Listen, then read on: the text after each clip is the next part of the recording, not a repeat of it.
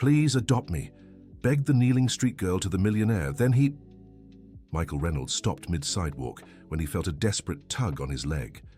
Looking down, he saw a teenage girl in tattered clothes kneeling before him, hands clasped in a silent plea that made his heart race. "Please, sir, adopt me," whispered the girl, and before Michael could react, she added something that chilled him to the bone. "I know about Emily. I know about March 15th, 2018. The businessman felt the world spin around him. Emily was his late wife, and that specific date was something no one else knew. It was the day she had lost the baby they had longed for. "Who are you?" he managed to ask, ignoring the curious stares of passers-by on the bustling Fifth Avenue in New York City. The girl rose slowly, revealing a thin face with determined eyes.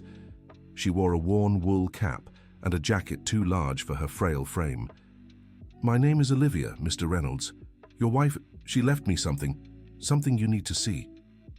Michael glanced around, noticing they were drawing attention. A few people had stopped to watch the strange scene. A well-dressed man being approached by a girl clearly living on the streets. "Is this some kind of scam?" he asked, though his voice came out weaker than intended. "She used to sing Crystal Moon when she was sad," Olivia murmured, "and she had a silver bracelet with a heart-shaped charm she'd touch when she was nervous." Michael's legs nearly gave out. Those intimate details about Emily had never been shared with anyone. Not even Victoria, his sister, knew those things. Where did you learn that?" Olivia reached into her jacket pocket and pulled out a yellowed envelope, folded several times. The paper was worn, as if handled many times. "She left me a letter, sir. Left it for when I grew up and could understand. And she left me your address." Michael took the envelope with trembling hands.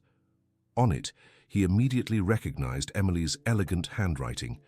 His name was written on the front, along with a date from 5 years ago. "Where did you get this?" "At the shelter where I grew up. Sister Catherine gave it to me when I turned 15. She said a very elegant lady had left it for me years before, that when I grew up, I should find this man."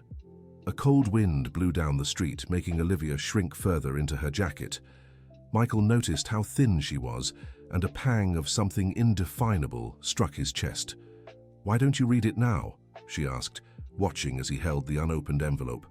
"Not here." Michael looked around again. "Come with me."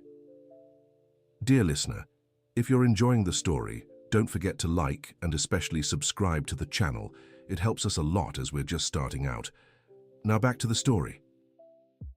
They walked in silence to a nearby cafe. Michael chose a secluded table at the back, away from prying eyes. Olivia sat awkwardly, clearly unused to places like this. "Would you like anything?" he asked, still processing everything. "Anything, sir. I haven't eaten properly in 2 days." The words hit Michael like a punch to the gut. He called the waitress and ordered a full meal, plus coffee and juice for her. While they waited, he finally opened the envelope. Emily's handwriting danced before his eyes, and for a moment, it was as if she were there again. "My dearest Michael, if you're reading this letter, it means our little Olivia has found you. I know this must be confusing, but you need to know the truth about something I did in secret." Michael paused his reading and looked at Olivia, who watched him expectantly. "Please keep going," she asked. "I never knew what was written. I don't read very well. I met Olivia's mother, Amanda, at the hospital where I was receiving treatment. She was pregnant and very ill. She had no one in the world, and I had just lost our baby. It was as if fate had brought us into each other's paths." Michael's voice trembled. He vaguely remembered Emily mentioning a patient she had met, but he never imagined it was something so profound. "Amanda passed away.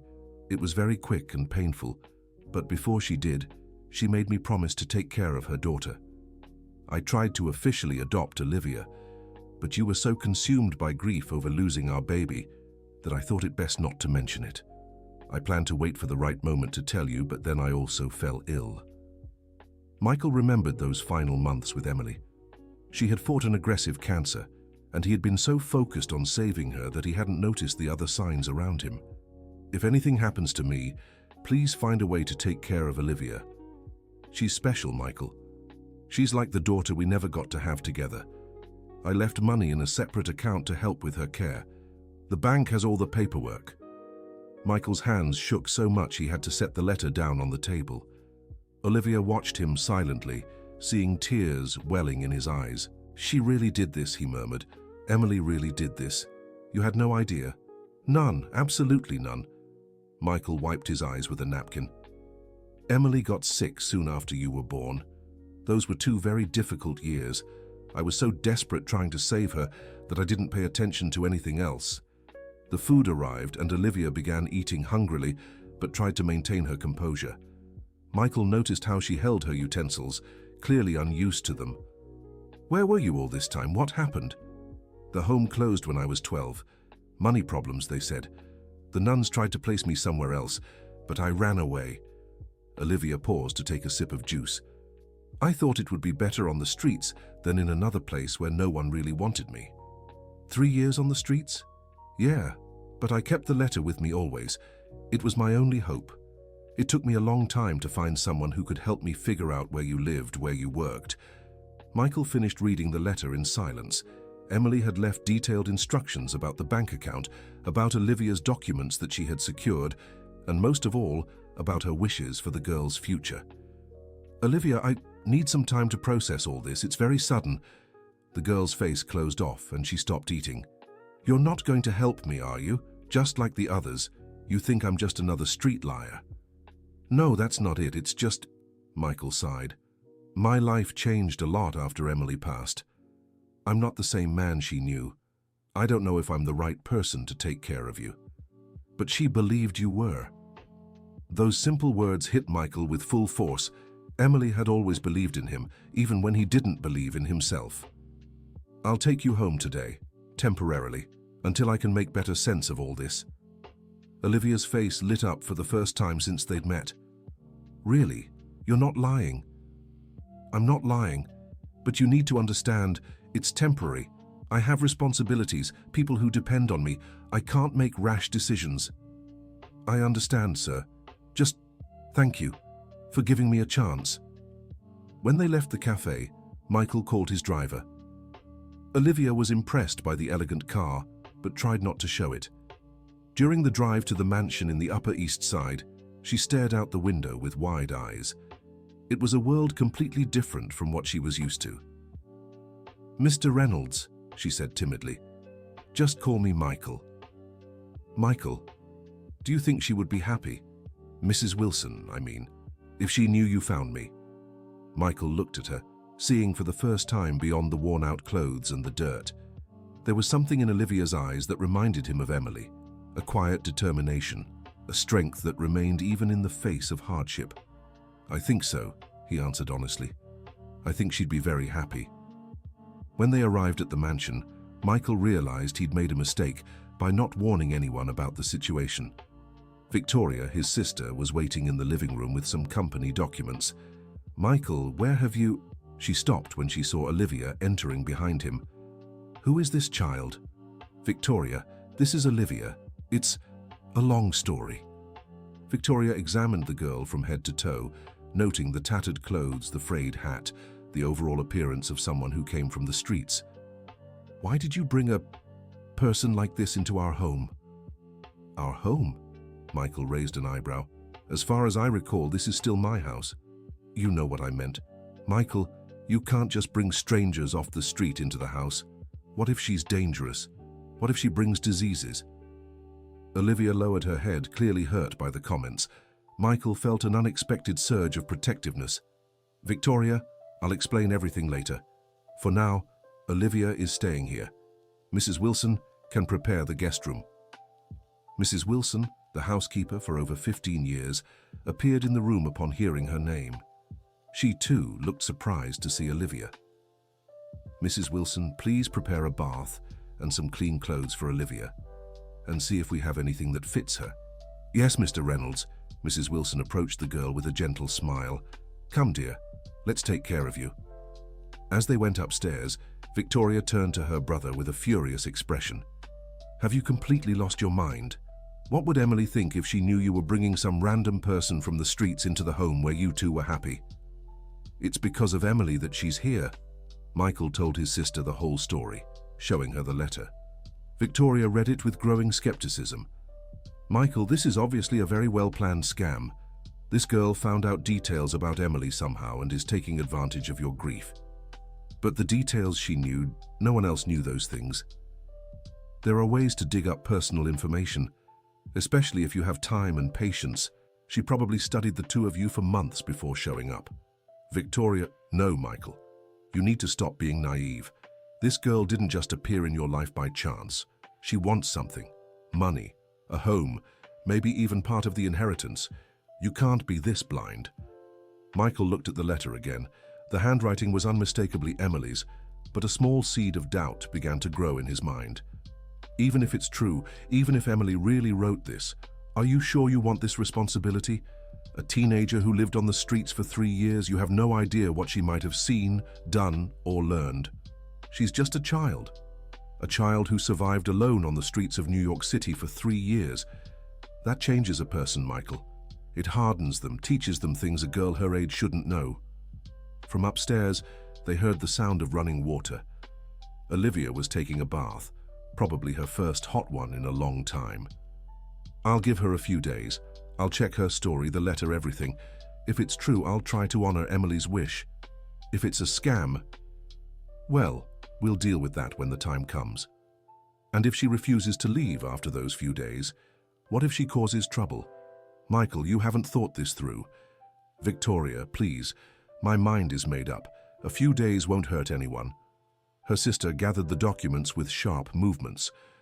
Fine. But when this goes wrong, and it will, don't come to me for advice. She paused at the door. And Michael, I'll look into that girl myself. If she's lying, I'll find out. Dear listener, if you're enjoying the story, don't forget to like and especially subscribe to the channel. It helps us newcomers a lot. Now, back to the story. After Victoria left, Michael went upstairs to check on Olivia. He found Mrs. Wilson in the hallway, carrying the girl's dirty laundry. How is she? Poor thing, Mr. Reynolds. She's been in the shower for over an hour. I think it had been a long time since she last had hot water. Mrs. Wilson lowered her voice. And she's so thin, really terribly thin. Did you find clothes for her? I found some things Mrs. Emily had kept, clothes she never wore, still with tags. Luckily, some were in smaller sizes. Thank you, Mrs. Wilson. And thank you for not asking questions. Mr. Reynolds, in 15 years working here, I've learned that you and Mrs. Emily always had good hearts. If you brought this girl home, there must be a good reason. When Olivia finally came down for dinner, Michael barely recognized her. Clean and dressed properly, she looked much younger than she had on the street. She had dark brown hair and large, expressive eyes. Feeling better? He asked. Much better. Thank you. She glanced around the elegant dining room, clearly impressed. It's all so beautiful. During dinner, Michael tried to learn more about her, but he noticed how guarded she was about her past. She said little about her years on the streets, changing the subject whenever he pressed further. Olivia, tomorrow I'll check some things. About the shelter, your mother, the bank account Emily mentioned in the letter. You don't believe me? I want to, but I need to be sure. Emily was everything to me. If she really did this, if she truly wanted me to take care of you, then I'll honor that wish. But I need to be certain. Olivia nodded, but Michael noticed her shoulders tense slightly. And if you find out it's all true, what happens to me? I don't know yet.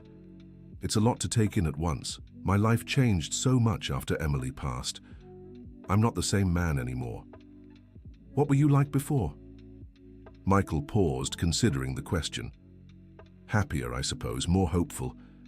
Emily had a way of seeing the world that made me believe anything was possible. After she was gone, well, I just buried myself in work. It's easier that way. She must have loved you very much. Why do you say that? The way she wrote the letter, even sick, even knowing she was leaving, she worried about you. She wanted to make sure you wouldn't be alone. The observation struck Michael in a way he hadn't expected. Maybe Olivia was right. Maybe Emily really had thought of that. That night, Michael barely slept. He kept thinking about the letter, Emily's words, the possibility that his wife had planned all this, but also about Victoria's warnings, the chance he was being deceived. The next morning, he began his investigation. First, he went to the bank Emily had mentioned in the letter. To his surprise, there really was an account in her name with a considerable sum reserved specifically for Olivia Thompson's care. Mrs. Emily left very specific instructions, the manager explained. The funds could only be released with proof that the minor Olivia Thompson was under the care of Mr. Michael Reynolds. And how would you prove that? Through legal guardianship or adoption documents. You were very clear about that. Michael left the bank even more confused. If this was a scam, how would Olivia know about the account? How would she know the intimate details of his life with Emily? His next stop was the records office, where he searched for information about Amanda Thompson, Olivia's mother. He found the girl's birth certificate and the mother's death certificate, confirming that Amanda had passed away just days after giving birth due to complications. At the hospital where Emily had undergone treatments, he managed to speak with an older nurse who vaguely remembered a patient named Amanda. Mrs. Emily was always very charitable, the nurse commented. She helped many patients who couldn't afford care. I remember she was deeply affected by the situation of a young pregnant woman, but I don't recall more details. Meanwhile, at home, Olivia was trying to adjust to her new reality. Mrs. Wilson had taken an immediate liking to her, and the two spent the morning chatting in the kitchen. "Tell me about the streets, dear," the housekeeper said. "It must have been very hard." "I'd rather not talk about it, Mrs. Wilson. Those were bad times. I understand, but you're safe now. Mr. Michael is a good man. He and Mrs. Emily always took care of those around them." "Did you know Mrs. Emily?" "Yes, I did. She was a wonderful woman, very elegant, very kind, always concerned about others." Mrs. Wilson smiled. "She would have been so happy to know you found your way here. Sometimes I dream about her, even though I never really knew her. Sometimes I dream of a woman singing to me." Mrs. Wilson paused what she was doing. "What song does she sing in your dreams?" "Crystal Moon, always the same song." The housekeeper turned pale. "How do you know that song? It's very old." "I don't know. I just do. Ever since I was little, when I was scared or sad, that song would come to me, like someone was singing to calm me down. Mrs. Emily used to sing that song when she was nervous or worried. It was like a habit of hers." Mrs. Wilson stared at Olivia, wide-eyed. "Dear, how could you know that?" Before Olivia could answer, Michael arrived. He looked tired and thoughtful. "How was your morning?" Mrs. Wilson asked. "Enlightening." Michael looked at Olivia. "The bank account exists. Your mother's records exist. Everything seems real." "You sound surprised." "I am. Part of me expected it to be a scam. That would have been easier to handle. And now? Now I need to decide what to do with you." Michael sat at the kitchen table. "Olivia, if Emily really wanted me to take care of you, then I'll try. But it won't be easy.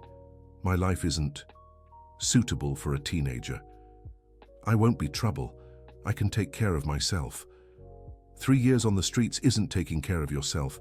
It's surviving. Those are different things." Mrs. Wilson served Michael coffee and Olivia some juice. "Mr. Michael, the girl told me something interesting. She knows Crystal Moon." "So?" "That was the song Mrs. Emily used to sing when she was nervous. How could she know that?" Michael looked at Olivia with renewed curiosity. "You really know that song?" Olivia began humming softly, and Michael felt a chill run down his spine. It was exactly how Emily used to sing it, the same soft, nostalgic melody. "Where did you learn that?" "I don't know. I've always known it. Ever since I was little, when I had nightmares at the shelter, I'd sing it to calm myself."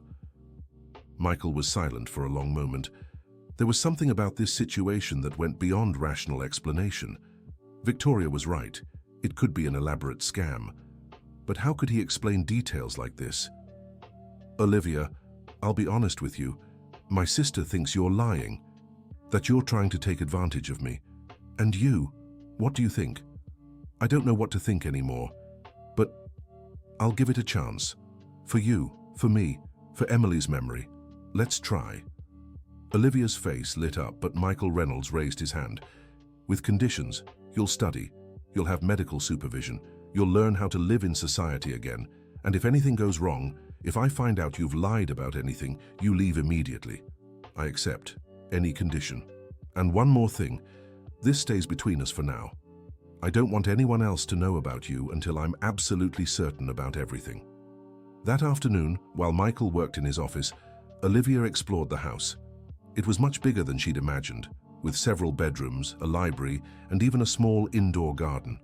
In the room that had been Emily's, she paused. The door was slightly ajar, and she peeked inside. The space was preserved exactly as she'd left it. Clothes still in the closet, perfumes on the dresser, books on the nightstand. "This room is special," a voice said behind her. Olivia turned and saw Mrs. Wilson. "I'm sorry, I shouldn't be here.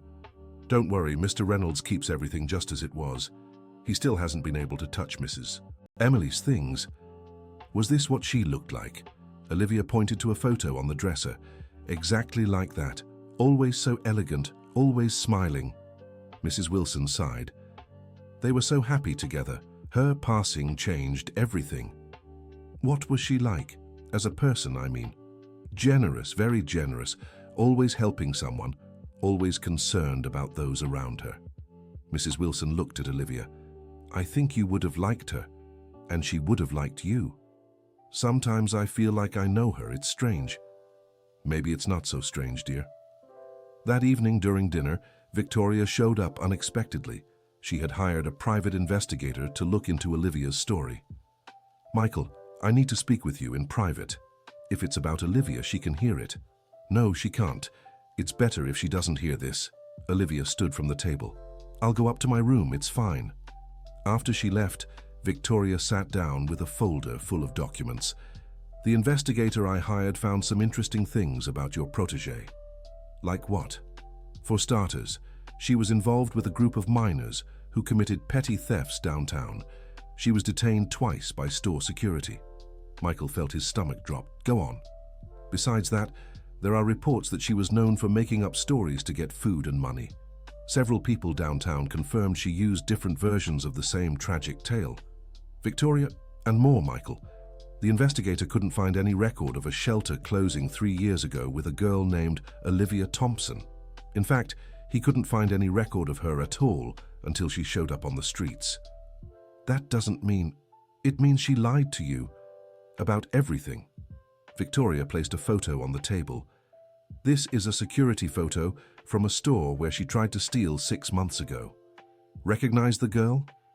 It was unmistakably Olivia, thinner, dirtier, but undeniably her. "Michael, this girl is a seasoned con artist. She studied you, she studied Emily. She dug up intimate details of your lives and crafted the perfect story to exploit your grief." Michael looked at the documents, a mix of anger and disappointment rising in him. "The letter could have been forged. There are people very skilled at that. Or she might have gotten hold of an old sheet of paper with Emily's handwriting and created the text. But the details she knew, Michael, with time and research, you can uncover a lot about someone's life, especially someone as public as you." At that moment, Olivia appeared in the doorway of the dining room. She had come downstairs to get a glass of water and overheard part of the conversation. "So that's it?" she said, her voice trembling. "You've already decided I'm a liar?" "Olivia, No, let me speak." She stepped into the room with clenched fists. "It's true I stole food. It's true I made up stories to get help. Do you know why? Because that's what you do when you're hungry, when you're alone, when no one cares whether you live or die." Victoria crossed her arms. "That doesn't justify lying about Emily." "I didn't lie about Mrs. Emily," Olivia shouted, tears now streaming down her face. "Everything I said is true. The letter is real. I knew about her because... "Because what?" asked Michael. "Because she visited me," Olivia sobbed. "At the shelter, when I was little. She went there every month, brought things for the kids, and always spent time with me. She sang Crystal Moon to help me sleep. "That's impossible," said Victoria. "Emily was sick in her final years. She wasn't in any condition to visit shelters. It was before she got sick, when I was 5, 6 years old." Olivia turned to Michael. "She told me about you, about how happy she was with you, about how you both wanted children." Michael felt the world spin. Emily had mentioned visiting shelters in their early years of marriage, but he'd always assumed they were just occasional charity visits. "She promised she'd come back for me," Olivia continued. "She said once she convinced you, she'd return to take me home. But then she got sick and the visit stopped. Why didn't you tell us this before?" "Because it hurts. Because for years I waited for her to come back, and when I found out she'd passed, I thought I had no one left in the world." Olivia wiped her face with the back of her hand. "The only thing I had left was the letter she wrote, and the promise that one day I'd find you." Victoria shook her head. "Michael, don't be fooled by tears. She's very good at this." "I know you don't believe me," Olivia said to Michael. "I know your sister has convinced you I'm just another con artist, so I'll make it easy for everyone." She headed for the door, but Michael caught her arm. "Where are you going?" "Back to where I came from. At least on the streets, I know my place." "Olivia, wait." "No, Mr. Michael. I understand, I really do. It was too good to be true anyway. Thank you for the days I spent here. It was like having a real family." She pulled free and ran to her room. Michael stood in the living room staring at Victoria. "Happy now?" "Michael, you're doing the right thing. That girl is..." "Is what, Victoria? A child who spent 3 years on the streets. A girl who had to learn to survive on her own. Even if she stole, even if she lied to get food, does that make her a bad person? It makes her dangerous. Or it makes her a survivor." Michael went upstairs and knocked on Olivia's door. He found her packing a small bundle with the clothes Mrs. Wilson had given her. "You're not going anywhere." "You don't believe me." "Why should I stay?" "Because I haven't finished investigating. Because Emily wanted me to take care of you, and because what? Because even if you lied about some things, even if you stole to survive, you're still a child who deserves a chance." Olivia stopped folding the clothes. "But your sister..." "My sister doesn't run my life." Michael sat on the edge of the bed. "Olivia, I'll be honest. I don't know what to believe anymore. But I know you can't go back to the streets. Not while I can stop it. And what if after investigating you find out I lied? Then we'll talk about what to do, but for now, you stay." Dear listener, if you're enjoying the story, please take a moment to like and especially subscribe to the channel. It helps us a lot as we're just starting out. Now continuing. In the following days, Michael Reynolds dove deep into investigating Olivia's past. He visited every shelter in the area, searched through old records, and spoke with retired social workers. That's when he met Sister Catherine, an elderly nun who had worked at St. Joseph's Children's Home, a shelter that had indeed closed 3 years earlier. "Olivia Thompson," the nun said, smiling. "How could I forget? She was a very special girl, so bright but with such deep sadness in her eyes." "Do you remember anyone who used to visit her?" "Of course. Mrs. Emily, a very elegant lady who came every month. She had a special fondness for Olivia, always brought books, toys, and spent hours talking with her." Michael felt his heart race. "How long did this go on?" "About 2 years, maybe 3, until Mrs. Emily stopped coming." Olivia was heartbroken. She kept asking when she'd return. "And the letter? Did you give Olivia a letter?" "Yes. Mrs. Emily left it with me shortly before she passed. She said when Olivia turned 15, or if something happened to the shelter, I should give it to her. That's exactly what I did when the home closed." Michael left the conversation with Sister Catherine with a heavy heart. Olivia had told the truth about almost everything. The thefts, the lies to get food, all of it was just a child trying to survive after losing the only mother figure she'd ever known. When he got home, he found Olivia in the library, struggling to read one of the books. She stumbled over some words but kept trying to understand. "How's it going?" "Slow. I never had the chance to study properly." She closed the book. "Did you find out what you wanted to know?" "I did." Michael sat beside her. Sister Catherine confirmed everything. Emily really did visit you. The letter is real. Olivia's eyes filled with tears. So now what? Now we'll do what Emily wanted. We'll take proper care of you. School, doctors, whatever you need. Even after knowing I stole, that I lied to people? Olivia, you were 15, alone and hungry. Anyone would have done the same. That doesn't define who you are. She threw herself into his arms, sobbing with relief. Michael held her, feeling an unexpected connection, as if Emily were there approving his decision. I'll enroll you in a private school. You'll need tutoring to catch up, but I know you can do it. What about your sister? She won't like this. Victoria will have to accept it. This is my house, my decision. But Victoria was far from accepting. In the days that followed, she launched a quiet campaign to discredit Olivia. She hired more investigators, spread rumors among the household staff, and even questioned Michael's sanity. You're clinging to this girl because you feel guilty about Emily, she said during an argument in the company office. This isn't healthy, Michael. I'm honoring my late wife's last wish. Your late wife can't make decisions for you anymore. You need to think about your future, the company, the family. Olivia is family now. A teenager you've known for 2 weeks? Michael, be reasonable. The tension at home grew daily. The staff, influenced by Victoria's comments, began treating Olivia coldly. Only Mrs. Wilson remained by her side, offering support and kindness. Don't mind them, dear, the housekeeper said. They don't know your story. They don't know what you've been through. Maybe Mrs. Victoria is right. Maybe I really am just a problem in Michael's life. Mr. Michael is a grown man. If he decided to take care of you, it's because he saw something special. Don't let others make you doubt that. The situation reached its limit when Victoria found out Michael had started the legal process to adopt Olivia. She showed up at the house furious, accompanied by a lawyer. Michael, this has gone too far. I'm questioning your mental capacity. I won't let you throw away everything we've built because of some scammer. Watch your words, Victoria. No, Michael. You're the one who needs to be careful. This girl is manipulating you, using your grief over Emily's death, and you're too blind to see it. Olivia, who had been studying in the next room, overheard the argument. She stood up and walked into the room where they were. Mrs. Victoria, can I say something? I don't care what you have to say. Please, just one thing.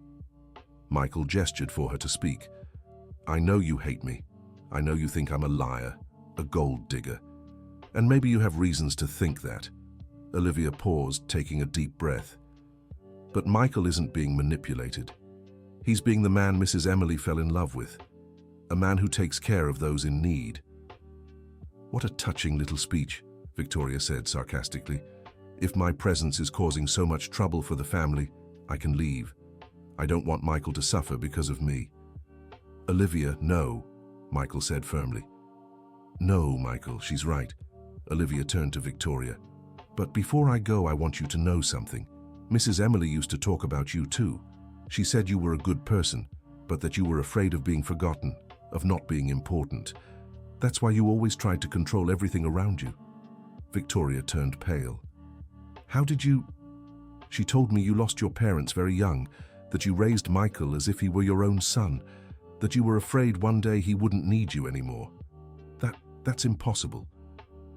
She said she loved you like a sister, but she worried because you wouldn't let anyone new into the family, as if every new person were a threat. Victoria sank heavily into a chair.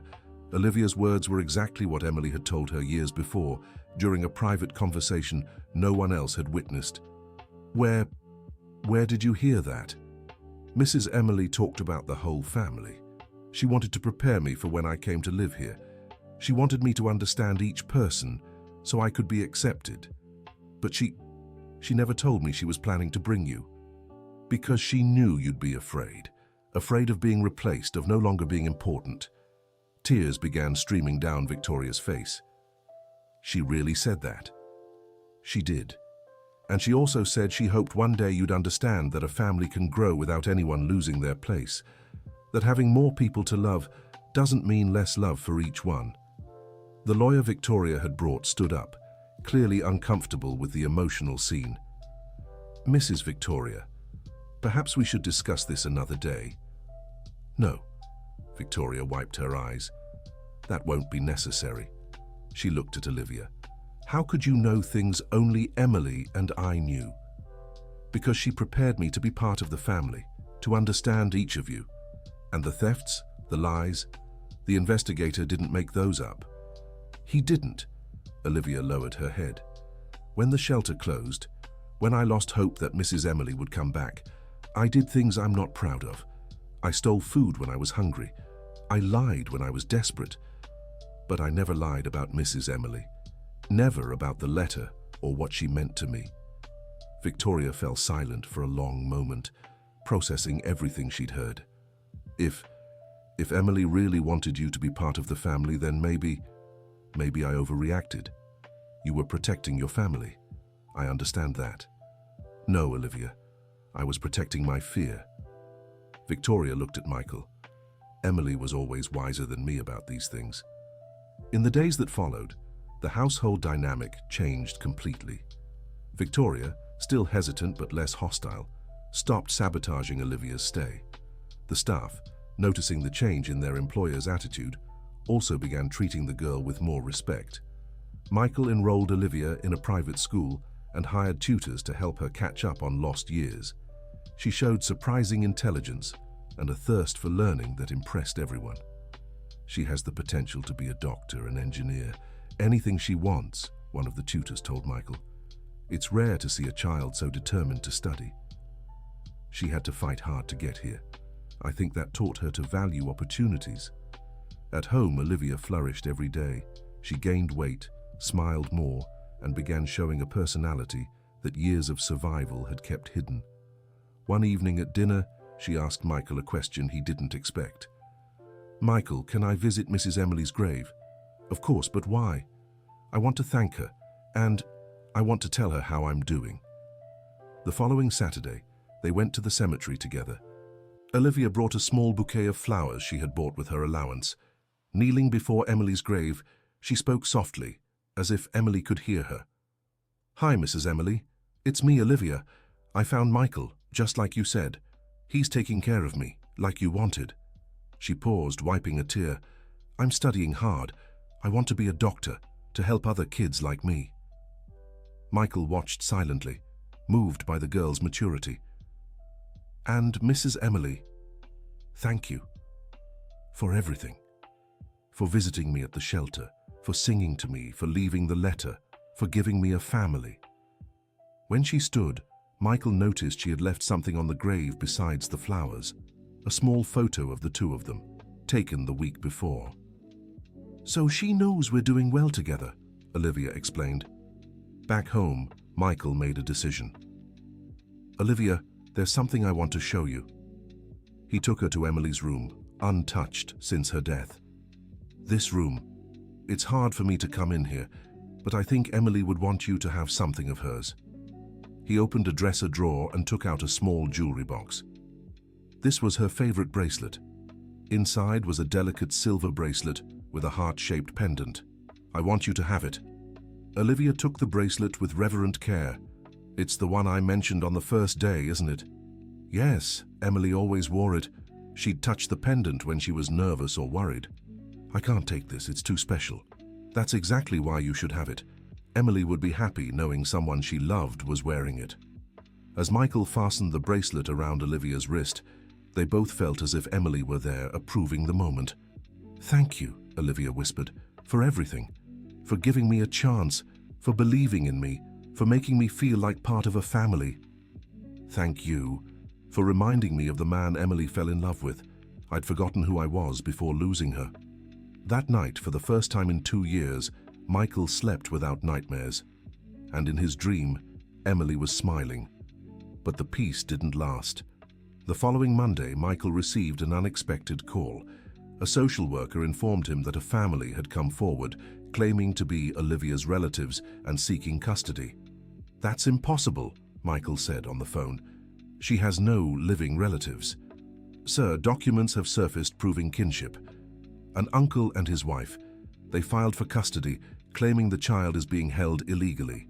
Who submitted these documents? By the lawyer. Let me see. Dr. Martins. Robert recognized that name. It was the lawyer Victoria had brought home that day. His sister was behind this. When he got home, he found Olivia crying in the living room, with Mrs. Wilson trying to comfort her. What happened? Some men came here, Olivia sobbed. They said they're my uncle and aunt, that they're going to take me away. But I don't know them. I've never seen them before. Where are they now?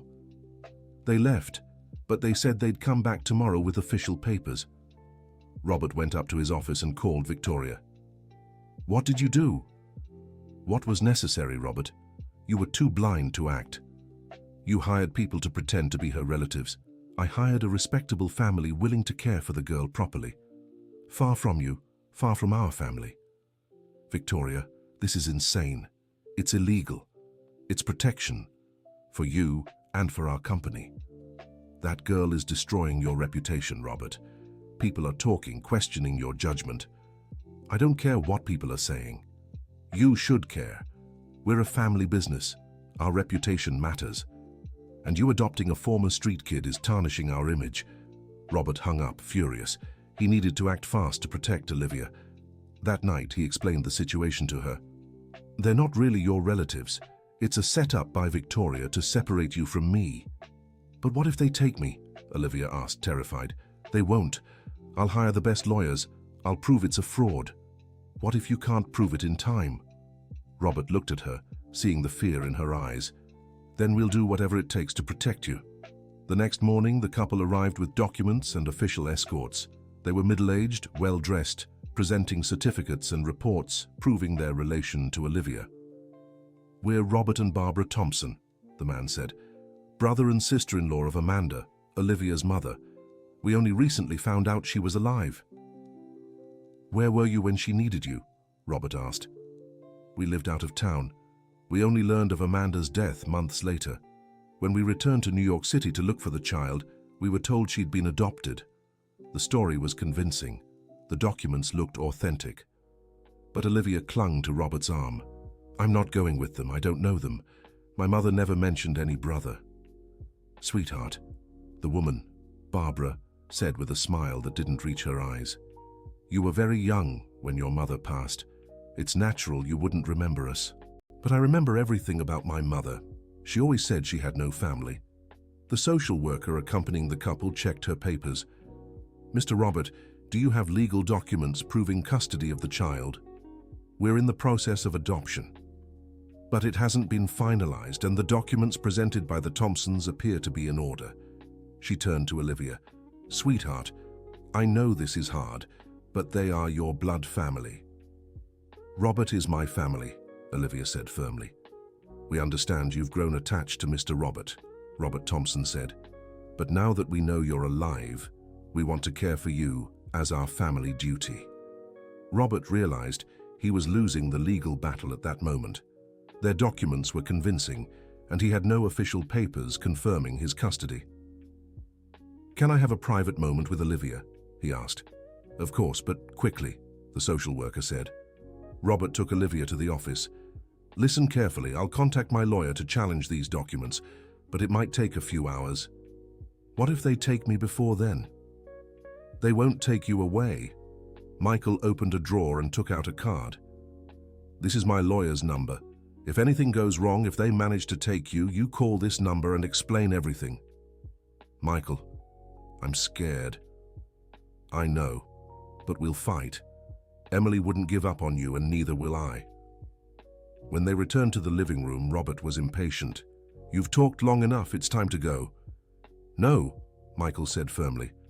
I'm challenging these documents in court. Mr. Reynolds, the social worker said, you have the right to contest this, but until proven otherwise, they have legal precedence. Olivia, get your things, Barbara said. I'm not going. Sweetheart, you're a minor. You don't have a choice in this matter. If necessary, we'll call the police, Robert threatened. Mrs. Wilson, who had watched everything in silence, approached Olivia. Dear, sometimes we have to be brave even when we're afraid. Mr. Reynolds will find a way to fix this. Olivia understood the message. She had to go with them temporarily but not give up. With tears in her eyes, she hugged Michael. "Don't give up on me." "Never. I promise." She picked up a small bag with a few clothes and Emily's letter, which she always carried. Before leaving, she touched the bracelet Michael had given her, as if it were a protective charm. "We'll see each other soon," Michael whispered in her ear. The couple took Olivia to a small but well-kept apartment in another neighborhood. During the ride, they tried to talk to her, but she remained silent. "We know this is hard," Barbara said, "but you'll get used to us soon. We'll take good care of you." "Why did you only show up now?" Olivia finally asked. "We already explained. We didn't know where you were." "And how did you find out I was with Michael?" Robert and Barbara exchanged a quick glance. "We hired a private investigator to look for you. When we found out Amanda had passed away, we didn't rest until we found you." "What investigator?"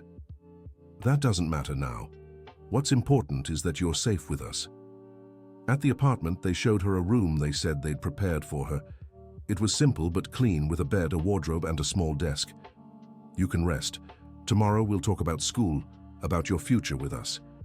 When she was alone in the room, Olivia sat on the bed and took out the card Michael had given her. She called the lawyer and explained the whole situation. "Dear, I'll look into these documents right away, but it might take a few days. Can you stay safe there?" "I think so. They haven't mistreated me, they're just not my family. I understand. I'll work as fast as I can." That night, Olivia barely slept. The apartment was too quiet, unlike the mansion where she'd grown used to familiar sounds. The next morning, Barbara made breakfast and tried to make conversation. "Tell me about your life, dear. About your years at the children's home, about how you ended up with Mr. Reynolds." Olivia was suspicious of the questions. Why did she want to know so many specific details? Why does it matter? "We're family now. We want to know you better." "Did you know my mother when she was a child?" "Of course. Amanda was my sister-in-law." "What was she like?"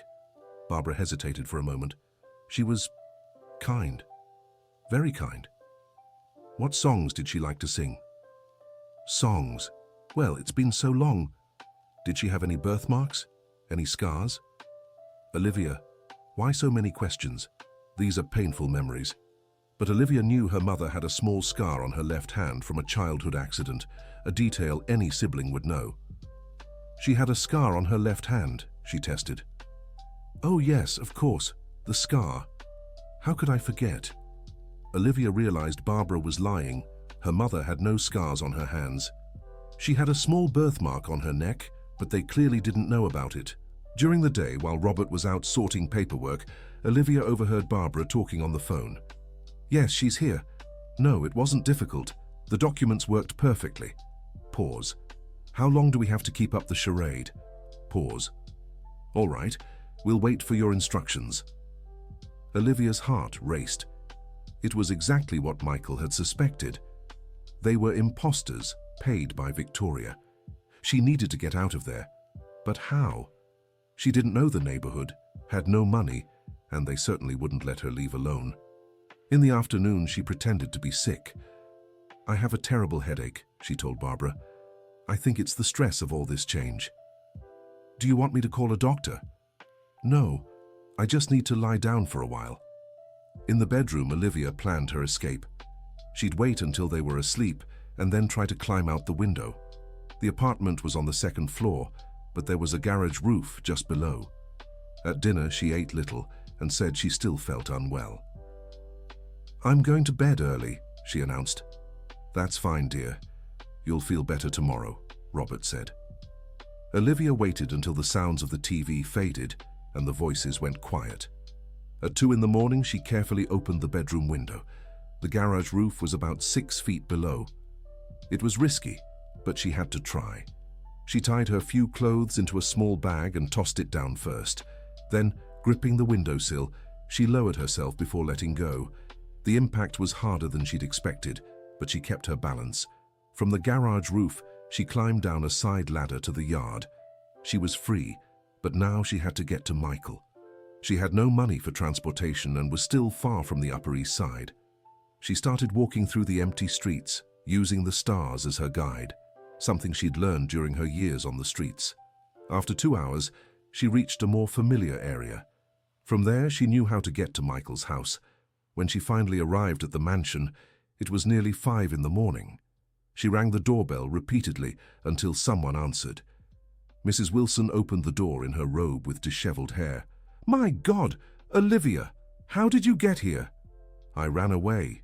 They're not my real relatives. They're imposters." Mrs. Wilson quickly let her in and called for Michael, who rushed down the stairs. "Olivia, are you okay?" "I'm fine. But Michael, they're fake. I overheard a phone call. They're being paid to keep me away from you." "I knew it. My lawyer was already investigating the documents." He hugged her in relief. "But how did you escape?" "Through the window, like I used to on the streets when I was in danger." "You could have been seriously hurt." "I'd rather get hurt trying to come home than stay safe where I'm not wanted." Mrs. Wilson brought Olivia hot chocolate and cookies, which she ate hungrily after the long walk. "Now we have a problem," Michael said. "They'll notice you're gone and call the authorities. They'll say you ran away." "But I heard the conversation. I can testify they're imposters." "It's your word against theirs, and you're a minor." Just then, the phone rang. It was Michael's lawyer. "Dr. Patterson, perfect timing.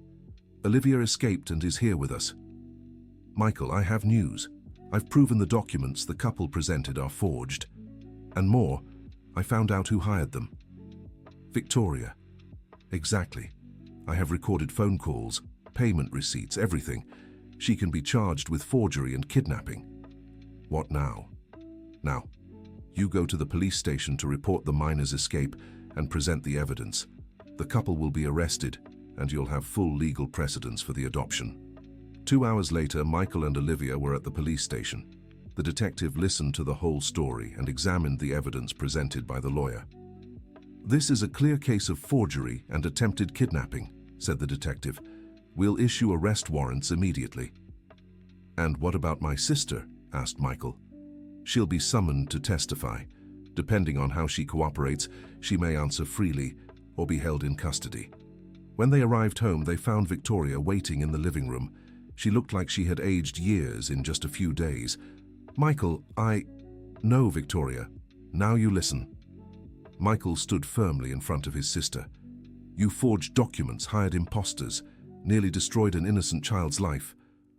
I was trying to protect our family by hiring criminals, separating a child from the only family she's ever known." Victoria looked at Olivia, who stood behind Michael. "Olivia, I know I did terrible things. I know you must hate me." "I don't hate you," Olivia said calmly, "but I don't understand why you did it. I never wanted to take anything from you. I just wanted a family. Because I was afraid that Michael would fall in love with being your father and forget that I'm part of his family too." But Mrs. Wilson was right. A family can grow without anyone losing their place. Victoria began to cry. "Emily was always wiser than me. She always knew the right thing to do." "Victoria," Michael said, "you'll have to answer legally for what you've done. But as family, there's still time to make things right." "How?" "By acknowledging that Olivia is my daughter now, and if you want, you can be her aunt." Victoria looked at Olivia again. You'd accept me as your aunt? After everything I've done?" "If you truly want to be my aunt, yes. Families forgive each other." That simple, mature answer broke through Victoria's last defenses. She knelt before Olivia. "Forgive me? Please, forgive me for being so cruel." Olivia reached out and touched the woman's face. "I already have. Mrs. Wilson used to say forgiveness is more for the one who forgives than the one who's forgiven. It frees us from anger." Victoria stood and hugged Olivia, apologizing over and over. "I'll cooperate with the authorities. I'll take responsibility for everything I've done, and I'll spend the rest of my life making it up to you." In the following months, the adoption process was finalized without further obstacles. Victoria fully cooperated with the investigation, and the imposters she had hired were arrested. Olivia continued studying with impressive dedication, quickly making up for lost time. Her teachers said she had the potential for any career she chose. "I want to be a doctor," she told Michael. "I want to help kids like me, kids who have no one. Like Emily helped you, like her, and you helped me." One December night, nearly a year after they first met, Michael found Olivia in the library studying for an important exam. "You shouldn't be studying so late," he said. "I want to get the highest grade in the class." She looked at him. "Michael, can I ask you something?" "Of course." "Do you regret it? Adopting me, changing your life because of me?" Michael sat beside her at the study table. "Olivia, before you came into my life, I was just existing. Working, sleeping, repeating days without meaning. You reminded me of who I was when Emily was alive." "And who were you?" "Someone who believed in doing good. Someone who cared about people. Someone who knew life could be good and meaningful." "And now?" "Now I know Emily was right to want me to take care of you. You didn't just gain a family. You gave me back my humanity." Olivia smiled and returned to her studies. "Dad?" It was the first time she had called him that. Michael felt his heart warm. "Yes, sweetheart. Thank you. For everything. Thank you. For having the courage to kneel on that street and ask for help. For keeping Emily's letter. For believing a family was possible." 2 years later, at Olivia's high school graduation, Michael Reynolds watched proudly as she received multiple academic honors. In the audience, Victoria cheered enthusiastically, and Mrs. Wilson wept with emotion. After the ceremony, they visited Emily's grave together, as they had every year on the anniversary of the adoption. "Hi, Mom," said Olivia, because she had started calling Emily that. "I got into medical school. Dad is so proud." Michael smiled. Olivia always spoke to Emily as if she could hear. "And Mom, thank you for waiting so long to bring me home. I think Dad needed to go through all that pain to truly value having a family again." "She didn't have to wait that long," Michael said. "I should have been ready sooner." "No, Dad, everything happens in its own time." Mrs. Emily knew that. They stood there in silence for a few minutes, each lost in their thoughts. "Dad?" "Yes?" "When I graduate as a doctor, I want to open a free clinic for homeless children. That's a beautiful dream. I want to call it Emily Medical Center, so her name keeps helping kids." Michael looked at his daughter, amazed once more by her generosity and wisdom. "She would be so honored. And I want Aunt Victoria to help with the administrative side.